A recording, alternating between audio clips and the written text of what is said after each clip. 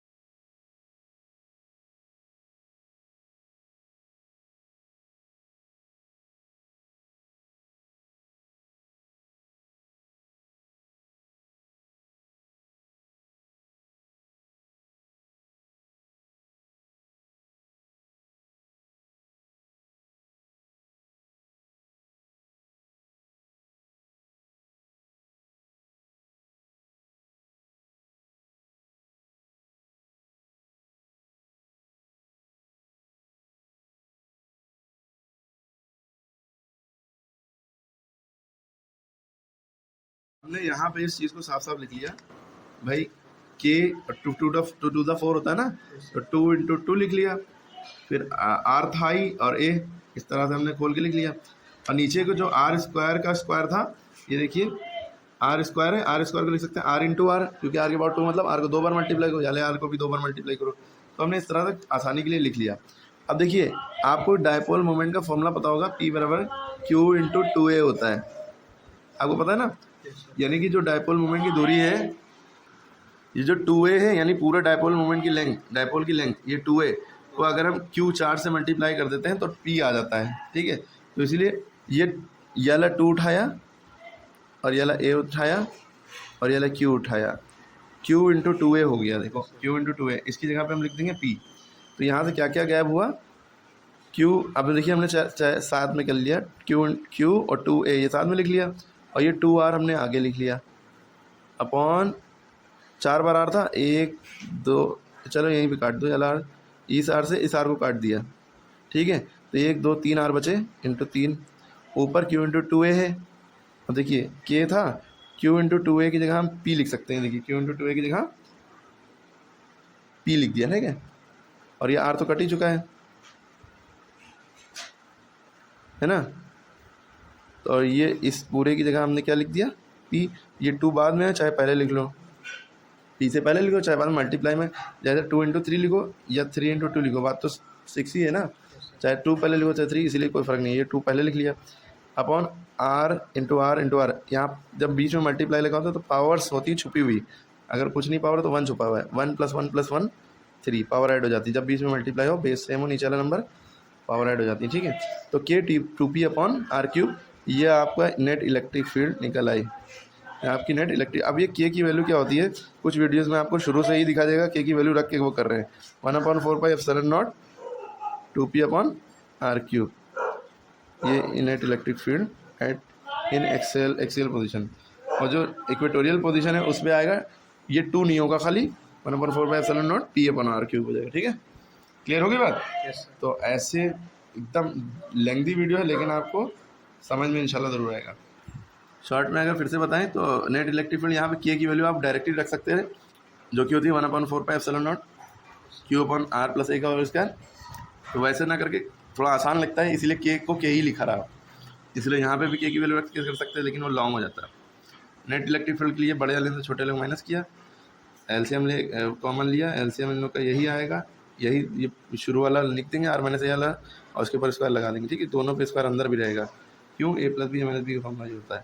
फिर इसको इधर क्रॉस मल्टीप्लाई किया, इसको इधर, फिर ये वाले से ब्रैकेट ऑन कर दिया, ब्रैकेट ऑन किया, ये आ गया। फिर यहाँ से पूरा डिटेल में पहले ये नीचे वाला a माइनस का ये स्क्वायर a⁴ हटा दी पूरा, फिर ये स्क्वायर इसके ऊपर भी लगा है, क्योंकि होल स्क्वायर मतलब ये इस पर भी है इस पर भी है, ठीक। तो r⁴ पे लगा रहा। फिर हमने उसको नीचे वाला खोल लिया, ऊपर जो है रीअरेंजमेंट कर लिया, क्योंकि हम 2 टू द 4 कर सकते हैं ना, 4 को 2 टू द 4 लिख सकते हैं, यहाँ पे 4 बचा था। फिर q इंटू 2 इंटू a ये सब साथ में कर लिया, ठीक है। ये p की वैल्यू होती है, इसकी जगह p लिख दिया, और ये 2 पहले आ गया, r से r कट गया, के 2p अपॉन आर क्यूब आ गया, ठीक है। ये क्या था, ये आपका था derivation of electric field intensity due to electric dipole. इसको 2 3 4 बार देखिए, डायग्राम पे बहुत फोकस करिएगा, वरना कभी समझ में नहीं आएगा डायग्राम। और जिस तरीके से हमने बताया ऐसे देखिए, विद्या बुक में थोड़ा दूसरे तरीके से दिखा दिया होता है, वो समझ में नहीं आएगा। वेक्टर का साइन हमने नहीं यूज़ किया है ताकि आसानी से समझ में आए, हालांकि ऐसे भी वेक्टर यूज़ करनी चाहिए, ठीक है।